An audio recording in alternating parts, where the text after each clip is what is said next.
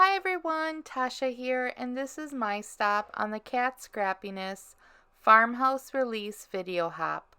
Today I'm going to share with you an easy center step card fold using items from the new release. Here is a quick view of the card we're going to be making together today, and it uses this cute little farm animal stamp set and some of the new paper. I love how this center step card opens and it stands up with all the different pattern paper and the colors. I just think it's a really fun card fold and it's really easy to make. The stamped image that I'm using is from the new Farmhouse stamp set, and then I'm using the coordinating Farmhouse die set to cut the image out. For the greeting, I'm using the Farmhouse sentiment stamp set. And then for the paper, I'm using the brand new Farmhouse 6x6 pattern paper pad. This one has a bunch of fun prints that are all double-sided. And then I'm going to add some sparkle by using the new Autumn glitter paper pad. And I'll be using the yellow and the green glitter. Now it's time to create the base. Now this card uses a standard piece of cardstock, and we're going to cut it in half. So we're going to cut it at 4 1/4 by 11, and then you'll get 2 card bases with 1 piece of paper. I love it when you can get 2 card bases from one standard piece of cardstock.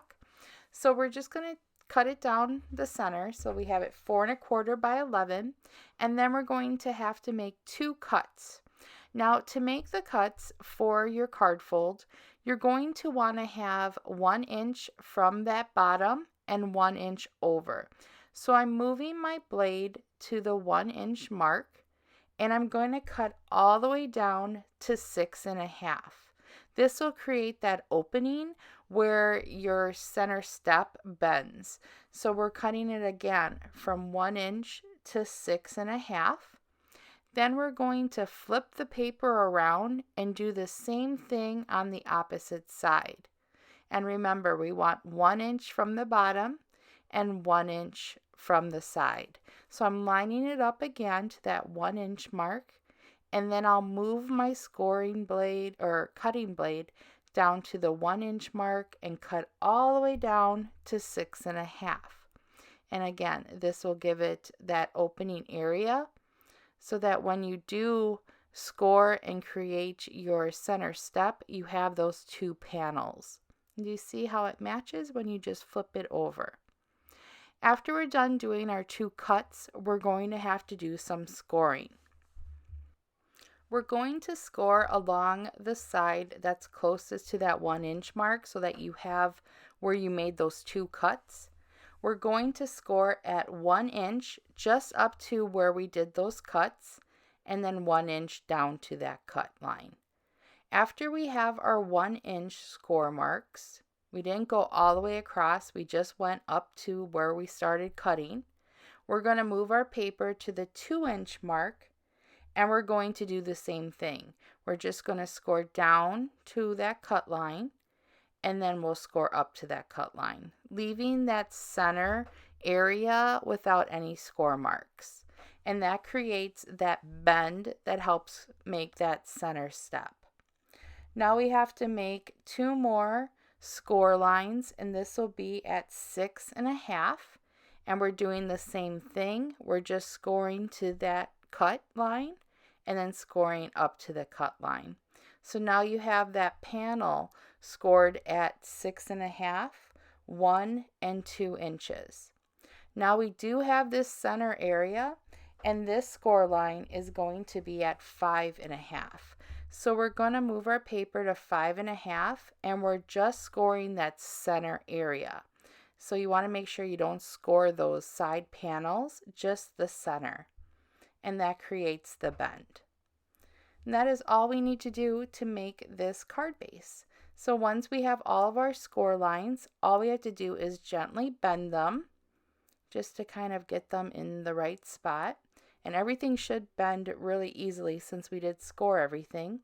And then you're just going to do a mountain on that bottom, that 1 inch area, and then a valley, and then again a mountain for that 6.5-inch score line.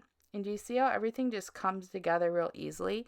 Just go slowly and make sure you press down on everything. And then once you have all of your bends in place, use a bone folder and just kind of press down on all of those areas. This will help the card open and close easily. So I go in the back and on the front, and I just kind of use my bone folder and just kind of go over all those score lines again. And I did go over that center area as well, just to make sure it opens and closes real easily. Once our card base is all set, it's time to do the stamping. So I'm going to stamp just on a piece of white cardstock, and I'm stamping with black hybrid ink. Since I had my Misty all in place, I decided to also stamp the greeting right away, since that will also be stamped with black ink. So using a Misty or some type of stamping tool is really helpful for these type of stamped images, since it's larger. And usually if you do a bigger image like this, it's nice to be able to stamp again. So as you see, I'm stamping my greeting and then pressing down everywhere, but it was still light in some areas, so I had to go over it again. And that's where having a tool really helps. So this way you have even pressure, and you can make sure you can go over any areas that is missed. After I was done stamping, I'm going to use the coordinating die to cut out the image, and then I did color up the animals off camera, and this is how they look all colored up. And I just love how they all look stacked up together. To create that center area where it looks like a sun and the grass, I'm using 2 dies. Well, actually, I'm using just 1 die, but I'm cutting it twice with the embossed edge wavy frame die set. And I'll cut it out of the yellow and the green paper and just layer the green on top of the yellow to make it look like grass. Next, I'm going in and cutting my panels. These side panels are cut at 3/4 inch by 4¼ inch for the 2 long side panels, and then the bottom panel is 3/4 inch by 4 inches. After those panels are all cut out, I'm just using glue runner, and I'm going to attach them to my card. I'm going to put the pattern paper on the bottom and then do the 2 side panels, and then I'll layer on that center glitter. This is so easy to do. You can make a bunch of these at one time. It's also a great way to use up scrap papers. If you've seen some of my videos, you know I enjoy projects that allow me to use my scrap pattern paper, since I tend to save it and I don't like to waste any of my pretty pattern paper. And this one is one of my favorite patterns, so I wanted to make sure I could use it.